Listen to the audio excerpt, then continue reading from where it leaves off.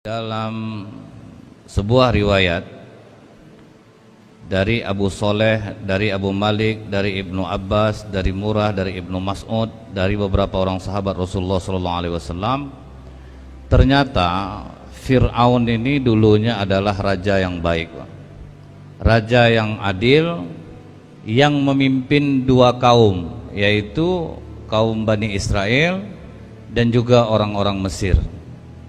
Jadi awalnya dia ini raja yang baik, Pak, raja yang adil. Apa yang membuat Fir'aun ini berubah menjadi jahat? Gara-gara mimpi, Pak.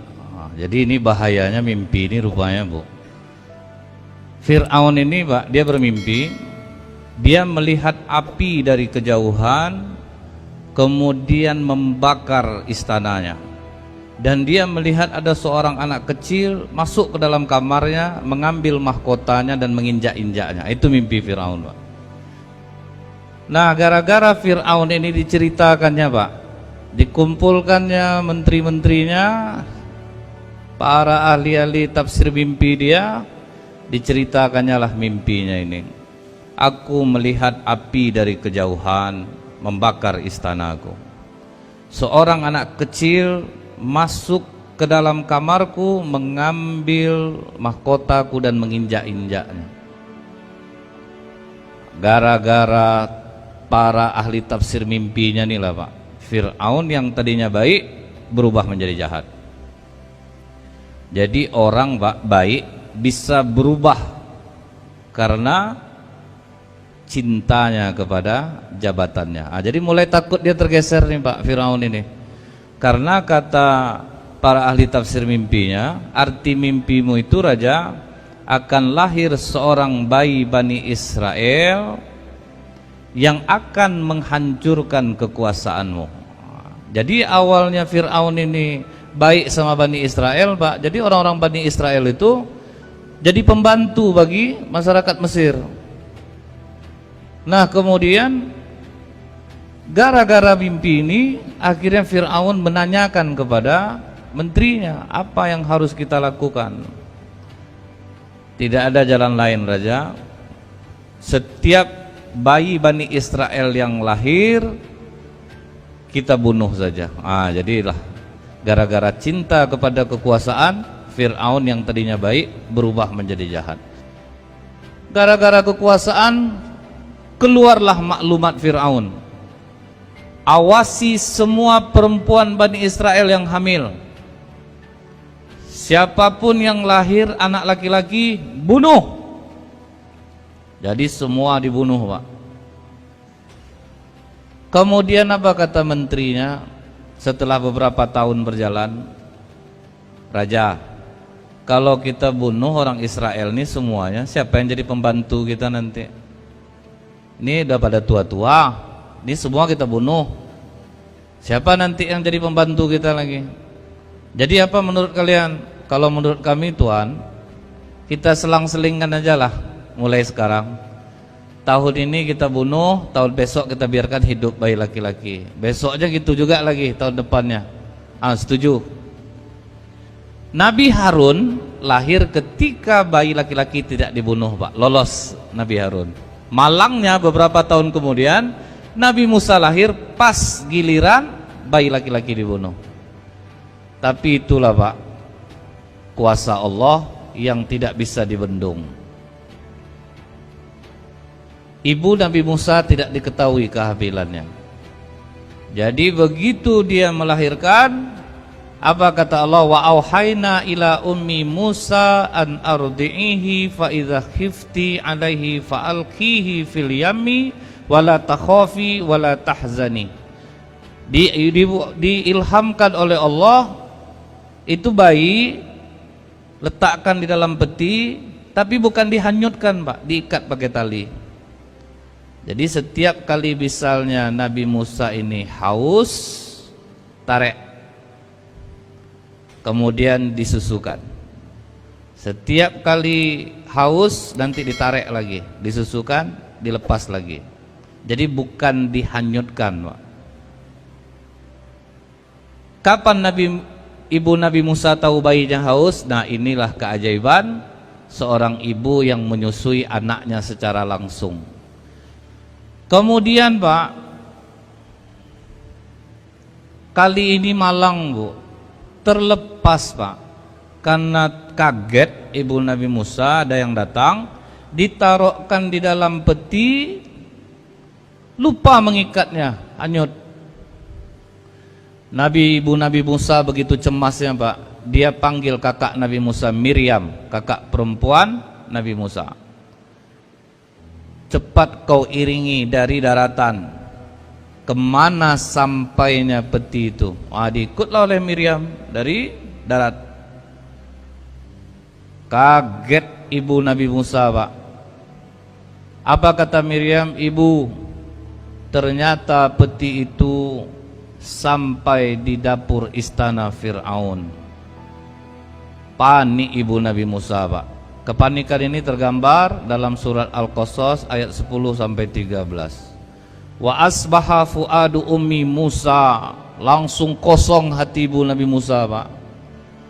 Jadi ibu Nabi Musa ini sampai ingin membocorkan rahasia itu Pak, tapi Allah memberinya kekuatan. Itu di dalam surah Al-Qasas sampai akhir ayat. Jadi ditahan oleh Allah hati ibu Musa, jangan sampai disebutkan, jangan sampai diomongkan. Akhirnya bisalah bertahan Pak. Nah, kejadian Nabi Musa kecil ini sampai di istana Fir'aun, alhamdulillahnya siapa yang menjumpainya Bu? Aisyah binti Mumtazim, istri Fir'aun. Istri Fir'aun ini Pak sangat dicintai oleh Fir'aun. Untuk mendapatkan Aisyah ini Pak ya, diadakan Fir'aun kontes kecantikan se-Mesir Bu. Semua perempuan muda dipaksa ikut, mau suka atau tidak. Jadi yang pertama kali menggelar kontes kecantikan perempuan adalah Fir'aun Pak. Sampai kini masih bertahan ajaran Fir'aun ini. Nah, setelah melalui proses penyaringan yang cukup ketat, menanglah Aisyah binti Mumtazim. Datang Haman menemui orang tua Aisyah. Selamat Bapak Ibu, anak Bapak Ibu terpilih menjadi istri Tuhan kita Fir'aun. Kata ayah dan ibu dari Aisyah, langsung saja ngomong sama dia. Maka Haman langsung ngomong ke Aisyah, Aisyah, selamat untukmu, kau akan menjadi istri Tuhan kita Fir'aun. Apa kata Aisyah? Tidak, aku tidak akan pernah mau menikah dengan laki-laki yang mengaku dirinya Tuhan. Jadi Pak, Aisyah tidak mau Bu, dipaksa nikah sama Fir'aun, tidak mau dia Pak. Aku tidak akan mau menikah dengan Fir'aun, aku tidak pernah menganggap dia Tuhan. Haman ini provokator Pak. Pergi dia ke Fir'aun, Raja, Aisyah bukan saja tidak menerimamu, bahkan dia memaki-makimu Raja. Sakit hati Fir'aun Pak, karena dia penguasa, dia merasa dia kaya, rasanya tidak mungkin ditolak orang.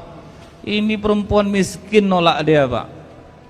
Apa kata Fir'aun? Tangkap ayah dan ibu Aisyah, bawa kemari. Anak tidak mau, ayah ibu yang disiksa Pak. Setelah ayah ibu Aisyah mengalami penyiksaan yang sangat berat, baru kata Fir'aun, jemput Aisyah, pertemukan dia dengan orang tuanya.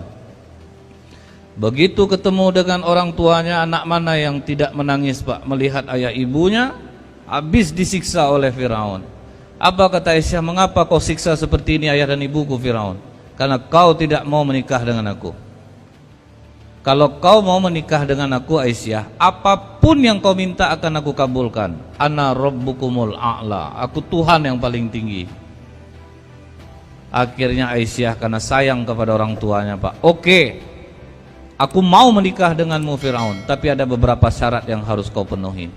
Yang pertama, bangunkan rumah megah untuk kedua orang tuaku di tepian sungai Nil. Maksudnya sebetulnya mempersulit Pak. Rupa Fir'aun mengiyakan Pak. Oke, mudah bagi aku tuh. Aku bangunkan rumah megah untuk kedua orang tua kau di tepian sungai Nil. Yang kedua, beri ayah dan ibuku pengobatan terbaik untuk bisa sembuh luka-lukanya. Oke, aku lakukan. Masih juga bisa juga Pak. Akhirnya yang ketiga yang paling berat Bu, kau boleh menikahi aku, kemanapun ada acara kau boleh bawa aku, tapi jangan pernah menyentuh tubuhku, dan tidur bersamaku. Itu syarat yang paling berat, Pak. Oke, kata Firaun, aku jalan sama kau aja bangga aku, Aisyah. Tuh bayangkan, Pak. Dan Firaun komitmen, Pak, nggak pernah menyentuh Aisyah dan tidak pernah tidur bersama Aisyah. Tapi setelah beberapa tahun, Pak, mulai terasa rugi Firaun. Duit aku habis sama anak nih, megang tak dapat. Mulailah, Pak, Firaun mulai menggoda Aisyah. Aisyah memohon pertolongan kepada Allah. Doa Aisyah inilah diabadikan Allah dalam surat At-Tahrim. Rabbi bni li indaka baitan fil jannah wa najjini min fir'auna wa amalih wa najjini minal qaumaz zalimin. Ya Allah, bangunkan rumah di surga untukku yang paling tinggi. Selamatkanlah aku dari kejahatan Fir'aun. Selamatkanlah aku dari kejahatan orang-orang zalim. Inilah doa yang selalu dibaca Aisyah, Pak, sehingga dia selamat dari godaan Fir'aun. Tidak jadi Fir'aun pun memegang dia, Pak. Tidur bersama dia pun tidak pernah. Nah, dia yang ketemu bayi Nabi Musa kecil di belakang istananya, Pak. Dia gendong, nampak sama Fir'aun, Pak. Bayi Bani Israel, bunuh. Ditatap Aisyah mata Fir'aun, Pak. Kalau yang ini jangan. Entah mengapa jatuh sayangku ke dia. Suka-suka kau lah, Aisyah. Nah, jadi kemudian, Pak, ya, dari mana Fir'aun tahu itu bayi Bani Israel? Tentu itu pertanyaannya, Pak. Bentuk bayi sama semuanya. Kenapa Fir'aun tahu? Di masa Fir'aun itu, Pak, sihir sedang menjadi-jadi, Pak. Sihir sedang sangat kuat. Setelah itu, Pak, menangis kejang bayi Nabi Musa ini, Pak. Menangis karena mau nyusu. Disusukan oleh perempuan istana yang sedang menyusukan anaknya. Itulah keajaiban Allah, Pak. Tidak mau. Ke siapa saja disusukan tidak mau. Ini skenario Allah.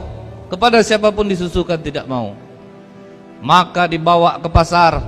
Sampai di pasar diumumkan oleh Aisyah, siapa yang bisa menyusukan bayi ini dan dia diam, akan kuberikan penghidupan yang layak.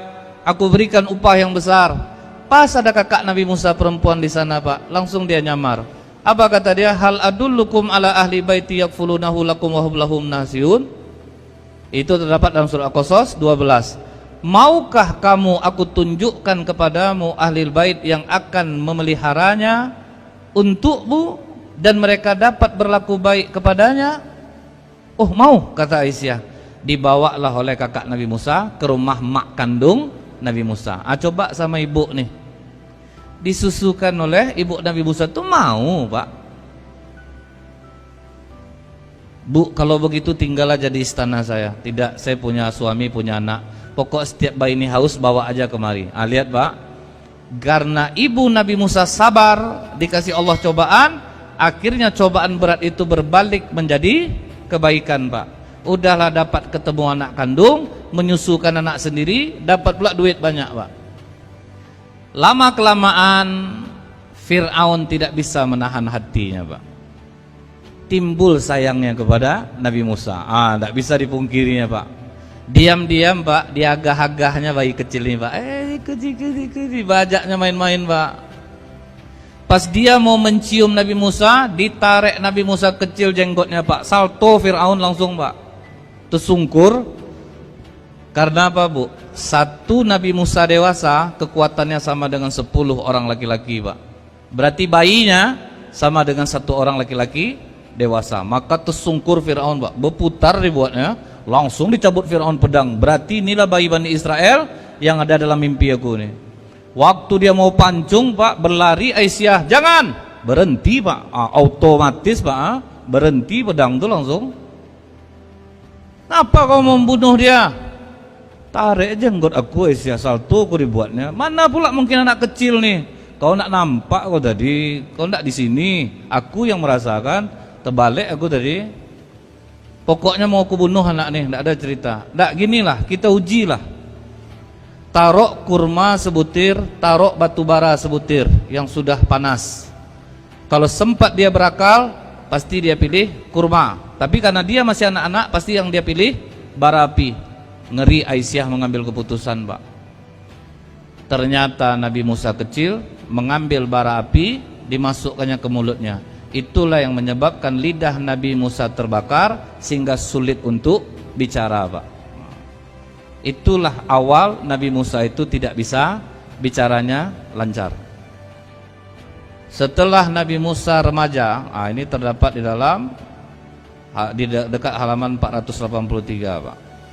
Dia main keluar istana. Main keluar istana, Pak, nampak dia orang Bani Israel sama orang Mesir kelahi. Datang orang Bani Israel, Musa, kita sekampung Musa. Kau lahir dari rahim orang kami. Bantu kami Musa. Datang orang Mesir, Musa, memang mereka yang melahirkan kamu, tetapi yang membesarkan kamu dan membuat kamu hidup senang adalah orang kami. Gitulah, Pak, saling menceritakan kebaikan sendiri. Nah, inilah bahayanya primordial nih, Pak, kalau kesukuan kita terlalu tinggi, Pak. Akhirnya Nabi Musa dipilihnya membantu sukunya, Pak, Bani Israel. Nah, ini kesalahan Nabi Musa, Pak. Jadi kita ini, Pak, jangan sampai sama seperti orang jahiliyah. Prinsip orang jahiliyah, mau benar atau salah, yang jelas bela saudara kita dulu. Itu prinsip orang jahiliyah, Pak. Kalau kita jangan seperti itu, salah pun saudara kita tetap salah, tidak bisa kita bela. Nah, jadi inilah, Pak, yang takutnya kita, Bu, kesukuan inilah yang bahaya. Nah, jadi ditinju Nabi Musa lah, Pak, orang Mesir ya. Lupa dia kekuatannya double, Pak. Mati di tempat, Pak. Rasa ditumbuk kereta api mungkin orang tuh, Bu, ya. Tinju ya, Pak, mati. Nabi Musa pun tidak menyangka, Pak, bahwa orang yang akan ditinjunya ini mati. Menyesal betul Nabi Musa, Pak. Doa Nabi Musa ini dalam surah Al-Qasas ayat 15. Rabbi inni zalamtu nafsi faghfirli faghfara lahu innahu huwal ghafurur rahim. Ini adalah perbuatan setan. Musa berdoa, ya Tuhanku, sesungguhnya aku telah menganiaya diriku sendiri, karena itu ampunilah aku. Jadi diakui Nabi Musa, Pak, dia salah, membela sukunya, bukan membela yang benar. Dan kedua suku ini saling menceritakan kelebihannya masing-masing. Ini yang harus dihindari, Bu. Kemudian, apakah Nabi Musa yang kuat ini berani melawan Fir'aun? Tidak, Pak. Makanya kita jangan konyol. Betul gaya Nabi Musa nih, Pak, melarikan diri dia, Pak. Orang kan ada kalau berpikir, Pak, sekuat tuh Nabi Musa, ngapa dia lari? Itu yang bagus tuh, Pak. Nabi Musa lari, Pak. Tahu dia dicari Fir'aun, lari Nabi Musa. Tidak ada uang, pakaian hanya selembar di badan, lari, tidak tahu arah tujuan. Ini terdapat dalam surat Al-Qasas 22-24. Pokoknya dia mengarah kemana aja, Pak, sampai ke Madian, di tempat Nabi Shu'aib. Jadi Nabi Shu'aib, Nabi Musa satu zaman, Pak. Cuma Nabi Shu'aib senior, Pak, udah tua. Sampai di Madian, Nabi Musa berteduh di bawah sebuah pohon. Perut lapar, Pak, karena tenaga sebesar Nabi Musa tuh makan agak banyak sedikit, Pak. Perut lapar, tapi tidak ada yang bisa dimakan. Uang tidak ada. Duduk aja di situ, Pak, sambil berdoa, ya Allah, aku menginginkan kebaikan darimu. Aku menginginkan kebaikan darimu. Itulah Nabi Musa, Pak, berdoa. Tidak ada dia yang bilang ke orang, aku lapar. Tidak ada, Pak. Dia minta ke Allah, ya Allah, aku memohon kebaikan darimu. Kebaikan yang dimaksud Nabi Musa, makan. Dia pengen makan. Terperhatikan oleh Nabi Musa, Pak, ada dua orang perempuan sedang mengantri memberi minum ternak. Tapi karena banyak laki-laki, tidak bisa dia ikut di sana. Dilihat oleh Nabi Musa, maka Nabi Musa datangi kedua perempuan ini. Dari tadi aku perhatikan kalian di sini, kenapa? Kami mau ngasih minum ternak, cuman laki-laki ramai, tidak bisa. Kalau begitu sini aku bantu, kata Nabi Musa. Ini laki-laki tulus, Pak. Diangkat Nabi Musa, batu besar, Pak, keluar air di bawahnya. Dikasihnya minum ternak perempuan ini semuanya sampai kenyang, ditutup Nabi Musa lagi air itu. Dikasih oleh Nabi Musa ternaknya, Nabi Musa duduk balik, Pak, di tempat dia berteduh tadi. Itu laki-laki sejati, Pak. Nah, yang dua orang perempuan ini galau jadinya, Pak, karena sikap Nabi Musa itu, Pak. Jadi kalau bapak tulus, Pak, tidak mandang tua perempuan, Pak. Tapi ini janganlah bapak amalkan loh, Pak, ya. Tunggulah dulu, karena nanti bekasus lah kita nanti jadi nih, Pak. Karena apa, Pak? Ternyata kalau laki-laki itu acuh, santai, perempuan galau dibuatnya, Pak. ceritalah kedua anak Nabi Shu'aib ini kepada ayahnya. Ayah, kami tadi ngantri ayah ngasih minum ternak itu. Ada laki-laki itu kuat ayah, dan dia bisa dipercaya karena dia tidak mengganggu Pak. Dikasih yang minum ternak, diangkatnya batu tuh ayah. Apa kata Nabi Shu'aib? Susul dia, katakan ayah memanggilnya. Senang hati anak Nabi Shu'aib Pak. Jalan. Wahai saudara, ayahku menunggumu di rumah. Datanglah ke rumah. Apa kata Nabi Musa? Jalanlah engkau di belakangku, biar aku yang di depan untuk menjaga pandangan mata Pak. Itu Pak. Nabi Musa tidak mau dia jalan seiring atau perempuan yang di depannya. Disuruhnya di belakang.